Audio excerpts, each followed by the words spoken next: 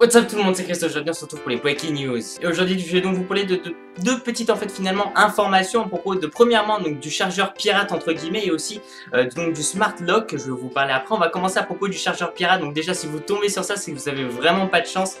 Comme le nom l'indique, c'est un chargeur en fait qui finalement n'a pas but pour recharger votre téléphone mais plus pour le pirater, donc pour prendre ses données. Soit il va le capturer si vous voulez le mettre carrément, enfin le stocker dans le chargeur, soit il va pouvoir aussi les envoyer carrément sur un ordinateur ou autre, donc pour le hacker. Donc par contre les petites informations là-dessus c'est que ça marche que sur terminal iOS, donc c'est à dire que chez Apple, que avec les iPhones etc et que bah voilà tout ce qui est Android ça ne marche pas. Alors ça a été fait donc pour, on va dire, pour voir, enfin c'est vraiment pour défier la sécurité d'Apple. Donc ce sont plus des hackers qui se sont amusés à bidouiller pour prouver à Apple bah, comme quoi leur sécurité, enfin qu'on peut vraiment dévier leur sécurité etc. Donc comment ça fonctionne, si vous voulez vous branchez, enfin c'est vraiment un chargeur basique hein, puisque ça recopie carrément le, enfin c'est le, au niveau du design c'est la même chose, bien sûr à l'intérieur du chargeur c'est pas exactement la même chose, mais vous branchez votre téléphone et puis en fait bah finalement bah voilà, au lieu de recharger votre téléphone ça va carrément tout stocker les données, tout ce que vous avez tapé sur votre téléphone bah ça va tout enregistrer donc sur le chargeur, dans le chargeur, puisqu'il y a une sorte de petite disque dur, on peut dire ça comme ça, un petit truc qui va enregistrer tout. Et puis après soit le gars il peut reprendre le chargeur, donc soit il reprend le chargeur avec les données etc, soit il peut carrément envoyer les données sur son ordinateur portable. Après ça dépend de la puissance aussi de comment il l'a fait etc son chargeur. Donc si c'est un chargeur on va dire piratable, enfin vraiment s'il a vraiment bien foutu le chargeur, après bien sûr ça coûte de plus en plus cher parce que voilà au niveau du prix etc donc pour qu'il envoie les données, donc c'est tout à fait possible, mais bien sûr ça coûte un peu plus cher. Donc il s'appelle donc le chargeur en gros Mactans, si je le prononce pas mal. Donc c'est bien sûr pour lutter contre le piratage. Et d'ailleurs CNN donc a contacté Apple à propos de ça en disant bah voilà qu'il faut faire attention etc.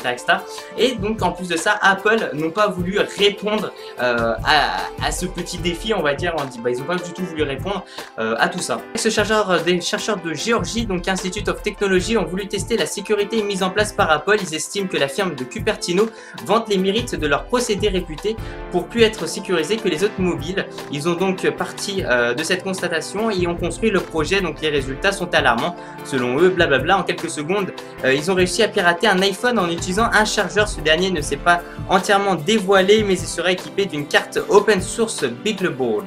Alors voilà, comme j'ai dit avec le super accent. Donc le chargeur était aussi une évidence bien sûr. Donc les chercheurs ont l'intention de démontrer donc les problèmes de sécurité des produits sous iOS lors de la conférence Black Hat, donc très connue, où si vous voulez, donc je crois que c'est un truc du genre où ce sont des hackers qui vont se réunir à un certain endroit et puis qui vont vraiment se défier entre eux pour voir bah, finalement qui est le plus fort, qui arrive à, on va dire, à dévier toutes ces sécurités là. Donc du 27 juillet à Las Vegas, le groupe de chercheurs dirigé par Billy Lowe estime qu'il est tout à fait possible de contourner le dispositif de sécurité. Pour rappel, donc les produits sous iOS sont fermés contrairement à ce fonctionnement sous Android.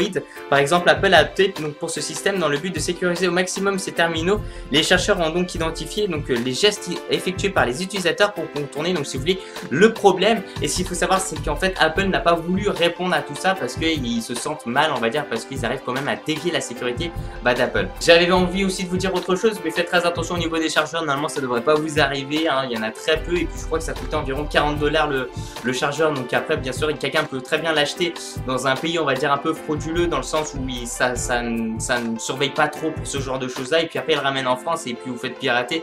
Mais bon, il y a très peu de chances, c'est quasiment impossible que vous fassiez pirater de cette façon là parce que il n'y a pas beaucoup d'exemplaires. Donc c'était vraiment eux qui ont construit ça, et après à voir, peut-être ils vont peut-être le mettre en vente, bien sûr après c'est pas du tout légal.